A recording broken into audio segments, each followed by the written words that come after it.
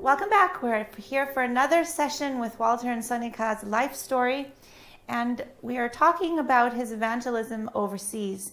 Now, Walter, when you came to Canada, you did that series in Massey, and that series was actually called Truth Matters back then, and only 2 or 3 little small lectures were about the Masonic and occult orders, and you received a lot of opposition about those. And now, shortly thereafter, a few years later, you expanded them and decided that there was more evidence that was needed to silence the critics. So we now have Total Onslaught. How did you get that additional information? Well, you see, the problem is with people that grow up in the truth, they are so protected from the world. They think that these things are unnecessary. Why don't we just preach Jesus? Why do we have to preach about things like this? They don't understand. They're sitting beautifully, comfortably in the church, enjoying all the privileges, while people like I was out there in the world, destitute, robbed of truth. I mean, one of my colleagues was a Seventh-day Adventist. He sat next to me in an office not far from me, 19 years, and never opened his mouth. When I became an Adventist, I thought I was going to clobber him. 19 years, and he doesn't tell me. And this is how I felt. So this was not information for them. They were already comfortably sitting there. This was for the outside world. There may be other people who feel like you did. Exactly, and someday. This is where I came from. And people say, how can you speak against Catholicism in this way? If John Knox hadn't gotten up and preached Daniel chapter 7 to the Scots, they would all be Catholic today. But the whole nation became Protestant on the strength of one sermon. But I think that's a very important point. You know, after hearing your whole life story, I think many people are wondering, how could so many things happen within one lifetime to one person, and all of them fascinating and interesting? And, you know, it feels like you'd have to live 1,000 years to experience all those things that you have experienced. But I think that it's because you do something for God. You weren't like that man who just did your job and sat in an office and not say anything and pay off your debt and be very quiet. But despite your debt, despite all the hindrances, you wanted to work for God. And people who are going to work for God are going to experience something exciting in their life. There's going to be opposition, and then they're going to be tested. What do you always say about boring? Well, sometimes I think it would be nice to have some peace and quiet for a change. But I realize the time is short, and if we don't do it, who's going to do this work? And there are very few evangelists in the world, if you think of it. There are just a handful of people that are still preaching this message. And in the beginning it was tough, it was hard for us because our children were small and he had to go alone and I had to stay home, and well, you know, many things happened to you when he started giving these lectures. It was like Satan was trying to attack the family. He was going full out to either destroy me or the children or him, for that matter. Yes, I know. I remember how many times he would be gone and Satan would be attacking you. Yes, many times. Yeah. But we kept on going, and the Lord helped us through all those things. Some of these things are pretty traumatic, some of the things that happen, and particularly the opposition. Now, the opposition from without, that's there and it's gone. Mm-hmm. But the opposition from within is always with you. It's much worse than the opposition from without. You know, when we were in Oklahoma, we did a series in Baton Rouge, Louisiana? And if you remember when we were there, we met so many people who were in the church who were also members of Freemason lodges. And we had some horrendous stories told to us of people who had firsthand experience with these things that you were talking about, even sacrifice and 33-degree Mason things. And that's where we really realized that this is an untapped or unreached group of people who is really not aware of what is going on in the secret societies, and they're just blissfully joining them and thinking everything is fine, that they can actually be church members and also members of Masonic lodges. And our members don't understand that these things are real. Yes. They don't understand the force that is controlling everything from behind the scenes. Because a human mind cannot by itself pull all these strings together and make all the puppets dance. It's impossible. So behind the scenes, there are demonic forces. The dragon gave him his seat and power and great authority. I had to deal with the dragon power. It was in my life. I had to have physical confrontation with him, spiritual confrontation. There were some issues which became non-negotiable. The issue of creation evolution. That's non-negotiable. I'd come out of evolution. I was an evolutionist, a convinced evolutionist. I wrestled with it with every fiber of my being. I had to know every answer. I wanted to know why. I wanted to be convinced. And having gone through that entire process with all the miracles that we've already told associated with it, finally come to the conclusion God's word is trustworthy. And then come into your church and find people who walk out of your audience because they're evolutionists. I taught for a number of years at a college in South Africa, our colleges. I taught the faith and science, and I taught the creation model. And then one year my workload got too big and I couldn't do it. The next year they're preaching evolution. You feel like you want to go and modify the place. You come to our colleges and you go to a great university in California, and what are they doing? Propagating evolution. And they're telling you to wise up and come up to the times. Good grief. Have they been where we were? No, we wrestled our way out of it, not to get back into it. Exactly. We come out of the occult world.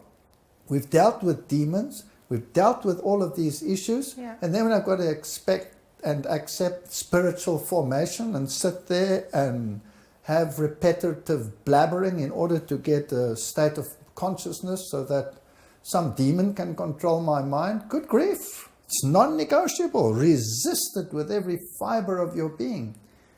Of course, the devil will have to try and bring these things into the church. One of the biggest issues that caused a major furor was the issue of Bible translations. Mm-hmm. Now, having dealt with the occult world, this was a phenomenal thing. Knowing that a word here and a word there, and reading the writings of Westcott and Hort, where these people themselves say that they changed the word here and they changed the word there to give it an entirely different meaning, and that they belonged to ghostly guild societies, and that they dabbled in the occult, and that they were members of secret societies and wrote the oaths of allegiance for these societies. And then people are so, how shall I say this, blissfully asleep that they do not see that there is a major issue here. Now, I don't know whether I should say this, but maybe I should. I was in Europe, and I was going to preach in the East Bloc, and I landed in the heart of Europe, in a capital city. And a man came to pick me up, a Seventh-day Adventist, who had been on the eastern side, and he had been in the military, and he was responsible for people to make sure that they didn't cross the wall. So he would, shoot people if they crossed the wall. That was his job. He was a communist through and through. And when he picked me up, I had 3 hours in the car with him, and we traveled to a little town, and he was telling me his story, amazing story, about how he came out of this communism with this hatred for the West. And anybody who wanted to go to the West was something that had to be annihilated. And then, of course, the wall fell, and their world crumbled, and those that were in the military became part of the Western military. And so now he was still in employ, but he received his money from another source. And when he got his first paycheck, there was a deduction for church tax. And this freaked him out. So he went to the officers and said, "Excuse me, what's that? What's this deduction?" They said, "Well, that's what we do. We deduct church tax." He says, "I don't belong to any church. Take that away immediately. I'm not paying any church tax." They said, "It's not so easy. You must first resign from your church." He says, "I resign from the church." So they said, "You can't do that. You have to say, from which church do you resign?" He says, "I don't know." "What church? What's the biggest church here?" So they say, "A Protestant church." So he says, "Good, I resign from, let's say, the Lutheran church. I resign." So he resigned. That weekend he spoke to his family and said how silly these people were to deduct this. And they said to him, "But you're not a Lutheran." So he went back to his military officers and says, "Excuse me, I resigned from the wrong church. Just correct that. I resigned from the Catholic Church." So he resigned from the Catholic Church. And this is what he was all about. And then at some stage in his life, he'd come into contact with Adventists. And after the wall fell, his life fell apart. He wasn't, his ideology was gone. He was destitute. So he decided he was going to look for an Adventist church. But he didn't know what church was. He thought it was some club. So he went to a church, found a minister, and the minister talked to him and he said, "I want to join your club." He said, "No, you can't. You must first have Bible studies." Okay, initiation process, let's get this over with. Went to a few, said, "What's next?" "You must be baptized." "What's that?" "You go under the water, you come up." Great. So he went down the water and came up, and now he's been initiated. Now what happens? Now you come to church every Sabbath. So he went to church every Sabbath, and after a while he said, "And now what? This is boring. Don't you do anything? You just sit here and sing. Is that it?" This is what his mindset was like. It's so funny. And then they said to him, "No, well, we've just gotten back all the things that the communist government had confiscated. They'd kept that all neatly stacked away somewhere, but it was now, 2 generations old. So you can help us sort it out and incinerate what we don't need." And so they finally found a lot of books and stuff. And there he had the books. And he said, "What do I do with these books?" And they told him, "No, the books aren't necessary, they're outdated." So he said, "Are they Adventist books?" And the person said, "Yes." And they turned out to be Spirit of Prophecy books. So he thought, well, if they're Adventist, I'm not going to incinerate them. He took them home. And he started reading them. And then suddenly he discovered what it was all about. And he thought to himself, "Oops, I'm the only one left. Nobody else believes this anymore. I've just discovered something." And so he went across many churches and eventually he found a number of people that believed the same. And then in this liberal milieu, they start a little church with just a handful of people who still believe those truths. And this little church was the one that invited me. Amidst all of this. So they'd organized a public campaign, but one of our colleges, one of our big colleges, knowing what I preach about secret societies and all of these things, had forbidden their students to come to the lectures and sent out an official letter that the students were forbidden to attend, which was a perfect invitation. You can't give a student a better invitation. Of course, they all attended. And the leadership or the rectorship of that institute, well, how shall I say it? They would minimalize the spirit of prophecy. And the leading figures there, one of them said that you cannot be dictated to by a woman with just 3 years of education. So you can understand the mindset there. So I get to this hall the first night. The students are all there. It's quite packed. They'd arranged everything. There was a Oompa band there. And this was doing its thing. And the mayor was there. And it was quite a performance. So I'm getting there. And the pastor had come to me and begged me not to say anything contentious. Please don't speak about this. Please don't speak about the papacy. Please don't do that. But the Bible says, and the spirit of prophecy says, that we must preach about these things. Because there's the three angels message, and you warn against the beast, and you warn against the false prophet, and we're supposed to do those things. And the spirit of prophecy says, expose the wickedness of the man of sin, and that he has not changed, and that if you have a tendency to move towards him, it means that you're backslidden. So there's this conflict, this constant conflict. So how do you deal with this? And as I get into this place, a man comes up to me and he says to me, are you going to preach the three angels' messages? And I thought, well, it must be an Adventist, because how would you know, right, what three angels' messages are? I said, yes. He runs onto the stage, he screams at the people and says, get out, this is an evil man, he's going to preach the three angels' messages, get out. And I'm praying and I'm saying, Lord, get rid of this man, I don't know what to do now. And he just keeps on screaming, and as he screams, he walks out and carried on screaming in the street. Right, recovery, Oompa band settles things down. Get onto the stage, say, good evening, ladies and gentlemen, in my pathetic German. Next minute, a lady falls off her chair. There she lies. Medics come, everybody's in turmoil. Takes a whole while to take her away out the side and take care of her. She'd fainted for whatever reason.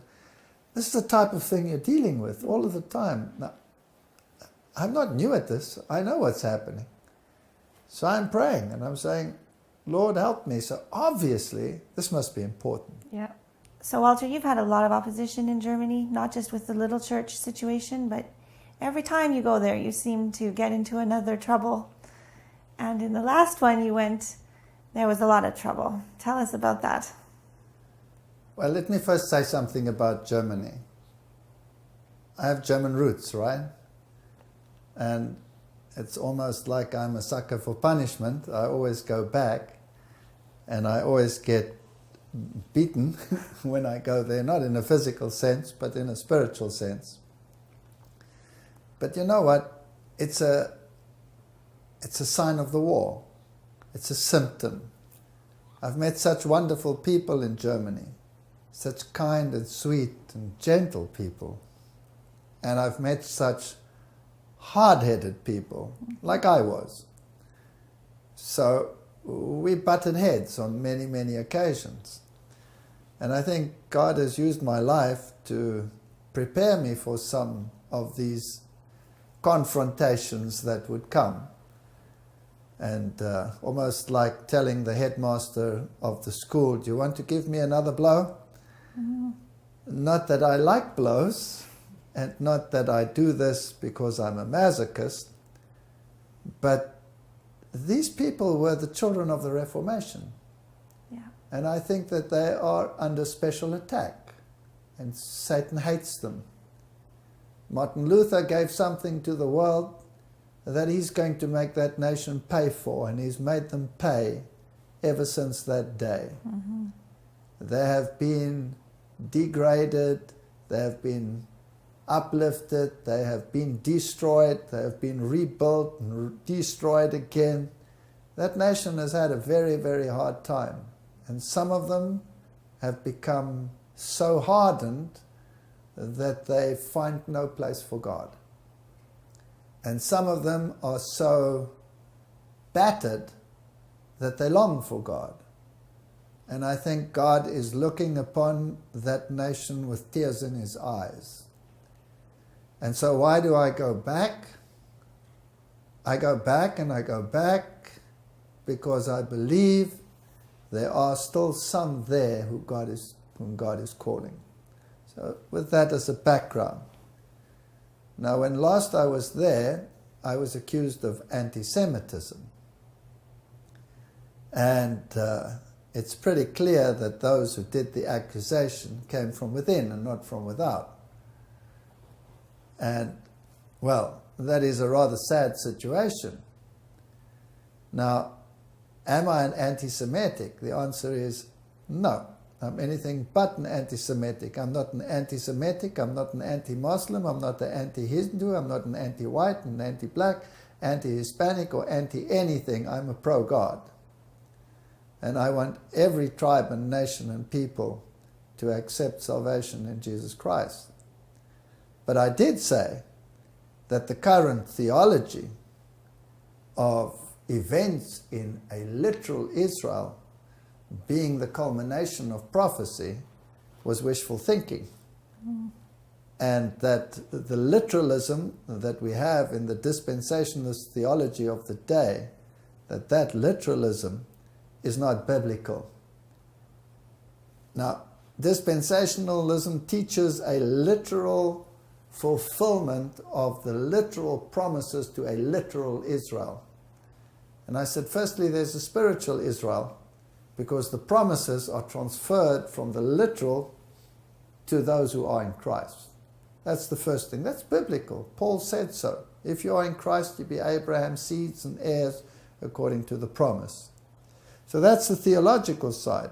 But even physically, they cannot be the heirs, because the European ones largely come from the Khazars, and this caused major problems, because the Khazarian theory was one that was disputed hotly, because this would mean that they're not even Semites, that they come from Yafet, so they cannot be the literal heirs. And so all of this was used against me, and I'd said that the nation had been herded like cattle in the Nazi regime, and this was considered anti-Semitic. In actual fact, I considered this the exact opposite. Yes. Because that's what they had done to them. They had humiliated them. They had treated them evilly, badly. And so I thought as a positive, but they interpreted as a negative. Yeah. They thought that the Khazarian theory that I was presenting was ludicrous. And the accusation was then handed over to the authorities, and they had to investigate it, which they did over a 6-month period. But the interesting thing is, just a few weeks after I presented those lectures, their magazine, Der Spiegel, which is like Time magazine, came up with a big article defending the Khazarian theory, or reporting on the Khazarian theory. So here was a secular source saying exactly the same thing that I had said. That's the first thing. And that must have put the cat amongst the pigeons.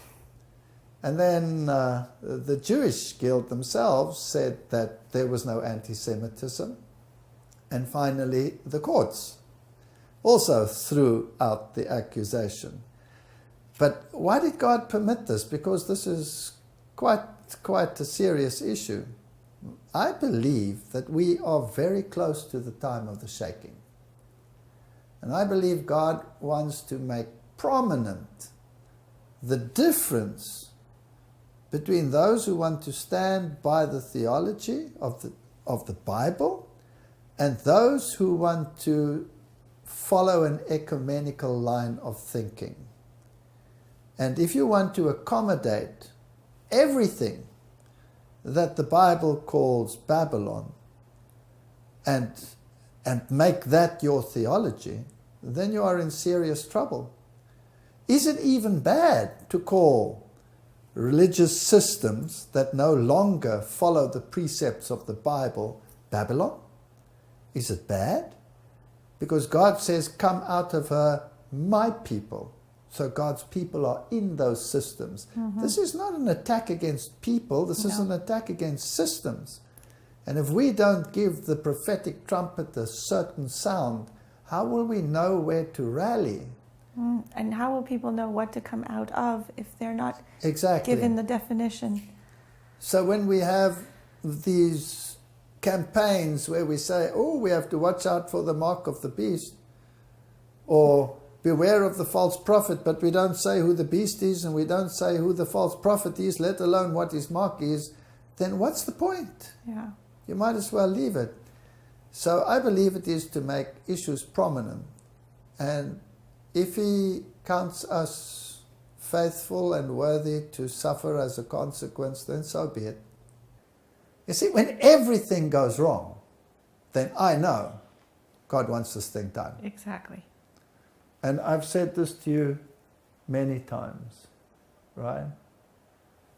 The more the opposition, the more important it is that this thing gets done.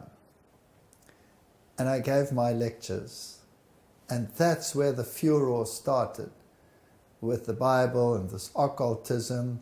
You know, this is not necessary, and they were preaching that the modern translations are so much better than the old translations, and they tried to label me with a King James only man or this or that. How could they do that? I was quoting Luther. He didn't write the King James, did he? And it was a received text versus the Alexandrian texts issue. And of course they all sided for the new one, and I was to be banned and all of these issues. And then I was told that I didn't have the right information, I'm not a theologian, I'm getting onto holy ground, I have no right to speak about these issues. And you know, this issue of holy arrogance comes up, and I say to myself, do you have to be a theologian in order to preach the Word of God? That's definitely what people are saying now. Isn't that what they're saying? That's definitely the new trend. Well, that disqualifies the apostles. Absolutely. It disqualifies John the Baptist. And all our pioneers? Yes, all they the were pioneers. children. They were practically. children, yes. Yes, they were 17 years old, 16 years old, 12 years old. I mean, ludicrous, ludicrous. Of course, it's useful if someone is a theologian with his head screwed on right. That could be very useful, as we've already discussed. Paul was one. And we also did say he had to be struck blind in order to see. But now I have to have information. Now these people, they are in academia. They're thinking academically. They're like evolutionists in academia, thinking academically. And all the scientists in the world can't be wrong, can they? Or can they be wrong? It's a paradigm shift, isn't it? Are you in this paradigm or are you in that paradigm? These people don't understand the war behind the scenes. No. And I don't think they really think about what does a word do and what does a word there. But I'd read the occult writings. And I knew what the occult world was saying. And I knew that Westcott and Hort was saying the same things as the occult world. And now it was an issue. I needed evidence. I needed evidence. Now, you can get the writings of Blavatsky. I have them on a disc. But the people will say, who's Blavatsky? They don't understand that Blavatsky is to the occult world what Ellen G. White is to Seventh-day Adventists, except they have more respect for her than we have for the spirit of prophecy. Some of our people are saying that yes, she has the same inspiration, but she doesn't have the same authority. And you cannot use her for exegesis, you can only use her for homiletics. Well, if she doesn't have the authority, then how can she have the same inspiration? They're mutually exclusive. It's either one or the other. And if you cannot use her for exegesis, then you might as well trash her. So that's not getting rid of her, but that is making her of none effect. And so I said to my wife, I need absolute proof. I have it, but I don't know whether they will trust something that comes off a web page, something, because that's another accusation. Oh, he gets it from the web page. Oh, he gets it from an obscure source. Morals and Dogma is an obscure source.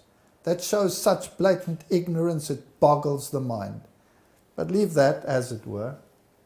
Then I said to her, we need the original writings of Blavatsky. I don't want them on a disc. I know what it says, but things are cut out. I need it from the best source. Now, remember I told you that my father-in-law had made me take back books? Yes. And I'd met the channel, and this is now, 20 years later. And I say to my wife, we need to go to them, because I tried to get the original sources. Impossible. We went to every esoteric bookstore that there was, couldn't get them. And so we decided we would go. But we were on our way to Australia, and we didn't have much time. And so I said to her, we'll go, just before we fly, we'll go there and we'll see if we can get those books. But how are we going to get in there? We're now going on to whose ground? Satan's ground. Yes, we're going on to Satan's ground. So I said to myself, well, I'm not going on to Satan's ground without serious prayer. And I'm not going there because I want to prove a point necessarily, or to prove myself right. But if this is important, then God will help us, so that we can show that the occult world says that the new translation based on the new manuscripts are in line with Kabbalism, and only a Kabbalist would be able to translate them so that the esoteric meaning of the texts can come out. And Westcott and Hort had said those very things, that they would change a word here and they would change a word there, so that to the surprise of everyone, even the most informed, all these changes would be there and they wouldn't even know it. And so I said to her, she must come with me, because I'll never get in there by myself. And I'll use her maiden name, because that was the name of my father-in-law. So you tell the story. I'm talking too much. Well, we rang the bell at the door. There was a high security gate. Was this the same place that you The delivered same the place, books to? but it had changed a bit. There was now security around the house. And we rang the bell, but there was no one there. So we went away and we came back again. And this time we rang again and somebody answered. And he said, "Who are you?" And he immediately used my father's name, and he said, I'm the husband of the daughter of so-and-so, and we would like to come and speak to you. And the man immediately, when he heard my father's name, he immediately said, "You can come in." And so we went in, and on our way up to the front door, there was a building next to the house, quite a tall building, and the top story window opened, and this woman leaned out and she looked at us, and her eyes were wild and weird, and she shouted at us, but we couldn't hear. She wasn't saying any words, she was just making noises and screaming at us. And he quickly ran up and he, quieted her down and closed the window, and so we went into the house, things had changed. I think previously where there was the temple with the triangle and the purple, it was all gone. It was now just a normal house, but there was almost like a reception area with bookcases and many chairs, so it seems like it was a meeting room. Yes, and you can explain further about the books and what happened there. So I said to him, I'm looking for the man who used to live here. And I mentioned the channel's name. So he said to me, he's dead. This was 20 years later, and he was not a young man at that stage anymore. So I said, well, is there anything left of what there was there? He said, yes, I'm his replacement. I'm the man now. I said, thank you. So why are you here? He said. I said, well, I'm actually on a quest. I'm looking for the original writings of Blavatsky. But I didn't want to tell him why.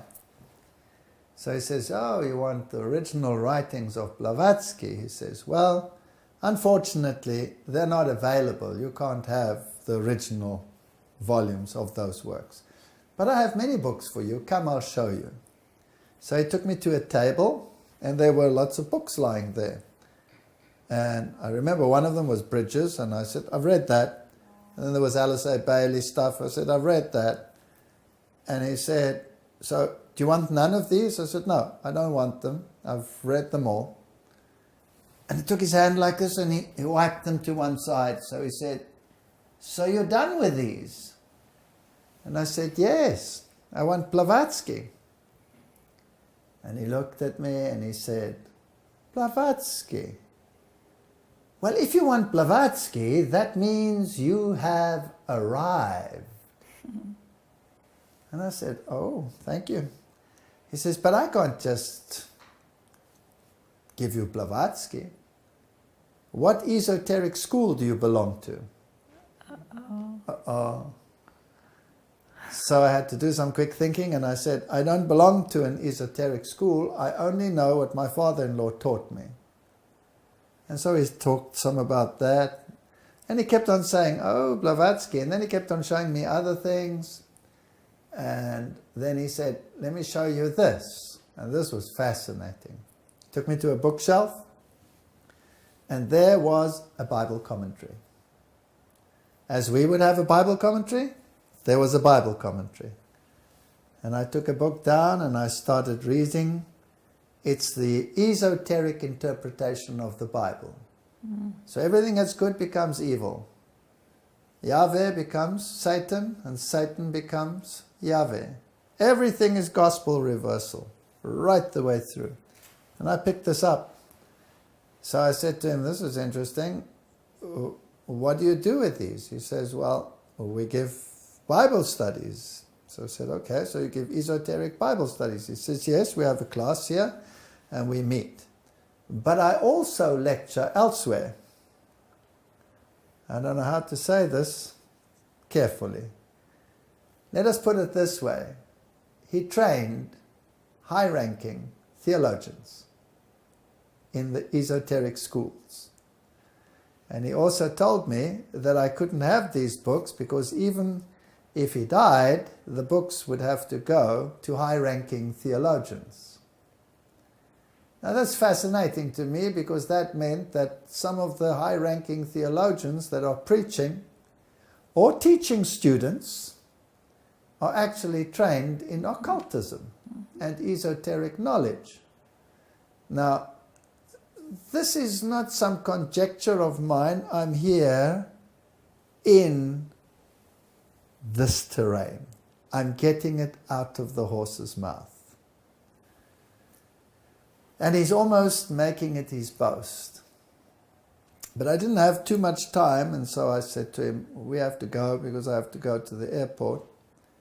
And I'm sorry that you didn't have it. But he wasn't through yet, so he said, wait a minute. And he went downstairs somewhere, and he returned, and he packed out Blavatsky's writings in front of me.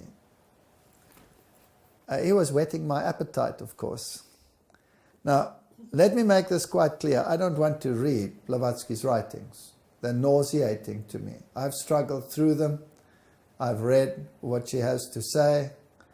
And Isis Unveiled, all of these books, I've read them when I was still in the occult world, but I never had the original writings so that I can verify absolutely page so-and-so, this is real.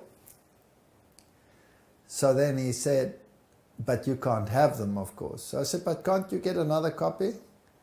He said, no, I can't. And we were just about to leave. He says, I do have one more copy, but unfortunately you can't use it. I said, why not? He said, it's in a foreign language. And then he disappeared downstairs and he came back with it and he put it down there and it was in German. So I didn't want to seem excited. So I said, that's a pity. It's in German. He said, yes. I said, well, you know what? Some of the words I probably won't understand and I can use a dictionary. Maybe it could help me after all. Would you give them to me or sell them to me or whatever? I didn't bring much money or anything like that. He says, oh no, you can't buy them. They're priceless. So I said, but I don't want them for nothing. He says, no, no, no. And then he said, you know what? How much money have you got on you? So I opened my wallet and I had, what is it, 300? I had 300 Rand, that's $30. So he said, make that a token donation. And he took it and I got the writings. Now, why did I want them? The reason why I wanted them is because they state categorically that the old Bibles that the Protestants used, the Protestant version, that poisonous asp, same wording basically as the Jesuits used for those writings, that they had been changed esoterically, and then she proceeds to show how they were changed esoterically and gives the esoteric meaning. And then she says that the only ones who would resist this esoteric interpretation would be the Adventists. Now, why would she say that? And so this is information that is important, and it is verified to me that it's not some airy-fairy source, but by the highest occultist in the country. When you have those writings, you have arrived. I don't want to read those writings. I've been there. I don't need esotericism in my life, but I do need to know that when I state something of this nature, it's verifiable. Is that the quote you put into the Bible versions document? That's correct. Now, you can say what happened when we left. Well, when we left, again, this window opened and this lady just poured out and she looked down on us and she was going absolutely crazy. It's almost like she was trying to tell him not to let us go. And she kept on screaming and he apologized that she, There were no normal words. She said she was in this state or something. Yeah, he obviously, she had some problem, but it was almost like she was trying to stop us from going. And we left very quickly and we were out the gate. And we thank God that we had come out of there in one piece.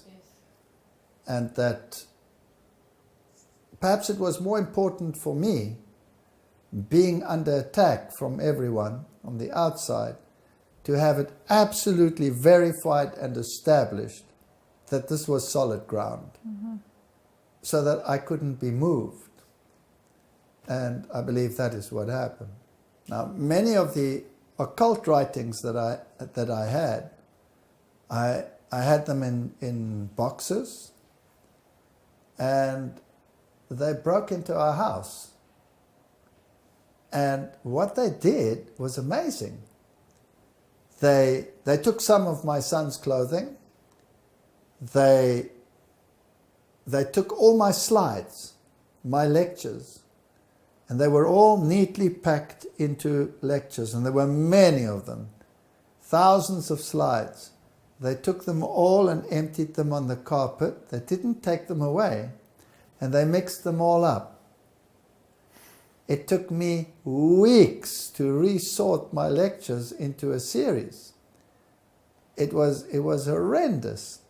And they stole the occult books. They took them out of my house. So God protected your slides, but he let them mix them up. He let them mix them up, yeah. Now, I want to talk a little bit more about some of the trials you experienced during your evangelism. I remember one time when Sonika was very ill, and you were doing an evangelistic series. Tell us about that. At one stage, I was doing evangelism, and Sonika became very ill and had to have an operation. And we told the surgeon that she bleeds and that she wanted to donate blood, right? Yeah, she wanted to donate her own blood before the operation so that if she should bleed, then... And the surgeon said, nonsense, he'll sort that out, that's no problem. And then they did the operation, and she was in terrible pain. And it didn't improve, and she got very weak, so I had the surgeon called, and I said, there's something wrong here. And he hadn't put a drain in. And I said, what's happening here? And he said, no, it's normal. And he read the hemoglobin level of the blood, and he said, the instrument is not in order, there's something wrong with it, she'll be fine. And he sent her home. And at home she was getting worse and worse and worse. And finally she could only whisper. So I was rather desperate, so I called our house doctor. And the house doctor came, and she took one look and she said, she's hemorrhaged inside. Her whole abdomen is full of blood. And we have to rush her to the hospital. She was going into a coma. So she came out to me and she said, I don't want to upset you, but I don't think she's going to make it. And in the meantime, I've got my 2 children in the house, and I'm dealing with this crisis, and I'm trying to get an ambulance or something. She says, there's no time for an ambulance, no time to wait for an ambulance. You have to put her in the car. So she was wrapping up, and my daughter goes hysterical because my cat, we had a Siamese cat, had run into the road and a car had knocked her over. But she was still alive, and so she ran and she jumped through the window and she jumped onto my daughter's lap and died on my daughter's lap. Oh no. So here this cat dies on my daughter's lap. My daughter is hysterical. How old was she? She was young, still about 10 years old. 10 years old. She was crying hysterically. I was dealing with this crisis, and now I had to leave them all alone because I had to take her to the hospital with the doctor, and they rushed her into emergency surgery, and they told me that the probability was high that she was going to die. Now I was busy with a campaign at this stage as well, and so I went to the hospital and I said to her, I'm staying with you. I'm not going to do the campaign, I'm going to cancel it. I'm going to phone them and tell them there's a crisis. And what did you say? Well, I can't remember, but you told me that I'd said that you must go. I'll be fine. Just go. She whispered, go. And I said, no, I won't make it. You won't. What if something happens to you when I'm gone? I'm going to be here. She said, no, go. God's work is more important than your feelings. And so I went. I can't remember whether it was that one or the next one, but I was ill. I was sick. And I did the campaign. It was in Cape Town, so it was about a 40-kilometer drive there in a suburb, and I did the campaign. And quite a prominent evangelist came into the church as a consequence of those meetings. And I remember I was sick as a dog on that stage while I was lecturing. And I did the whole lecture, ran off the stage after the lecture, and was terribly sick. Drove home, had to stop the vehicle every few kilometers, get out, and I was lying next to the road, terribly sick. And then I get back into the car and drive home, not knowing. I'm stressing because is she going to be alive when I get home or not? And eventually she slowly started recovering.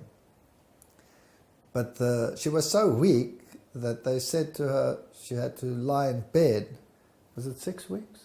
It was about 6 weeks before I could actually get up and Yes. move. So now she's at home, and in the day I have to go to work. I'm at the university. In the evenings I've got lectures, campaigns. So I take the kids to school. Early in the morning I come back and I have to help her to go to the bathroom because she can't go there by herself. She's lying in this bed. She's very weak. And I have to make her some food. So I gave her some avocado and some fruit and some bread and things and put it next to her bed so that she could have something to eat for lunch. And then I'd have to go to work and leave her alone. And there's no one to take care of her. There's nobody who helps. We didn't know the people so well, etc. And now you can tell the rest of the story. Well, I was feeling a little bit depressed. I think I was weak. I wasn't sure why these things were happening. Many things were going wrong with us at that stage. In fact, as I said before, since he started to research these things and lecturing the total transformation kind of lectures. Total onslaught. I mean, total onslaught, yes. Everything started to get worse and worse.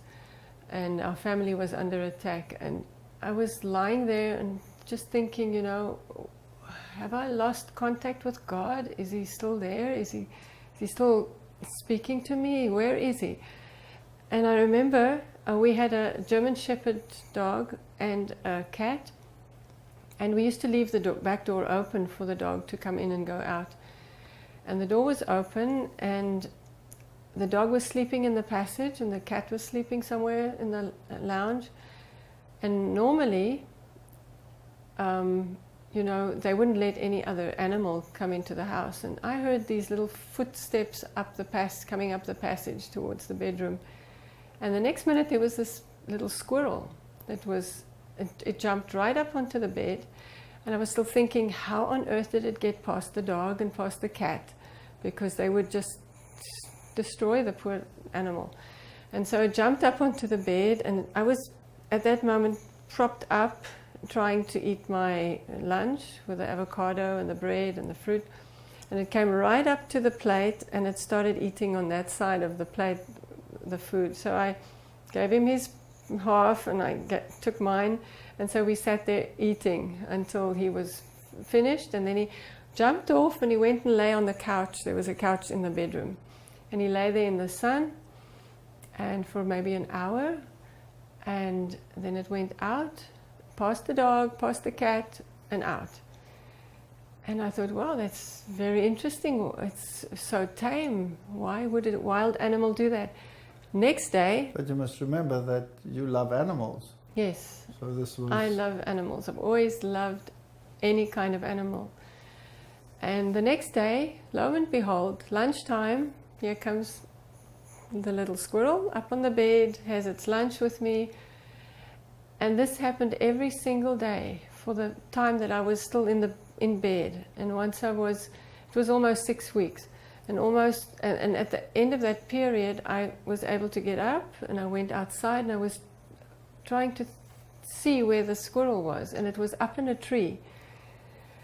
And it saw me, and it came running down the tree, and it ran up my leg, onto my shoulder, down the side, and up into the tree. And that was the last time I ever saw the squirrel. Never came back again. Almost like it was saying goodbye. Yeah. I've been there for you.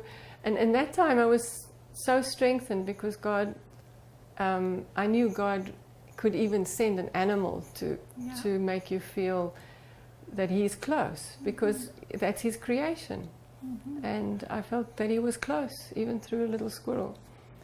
Well, Walter and Sonika, I think after listening to your entire story, it is very clear that God has been with you, that He has led you in miraculous ways and has been leading you this whole time to bring you to where you are.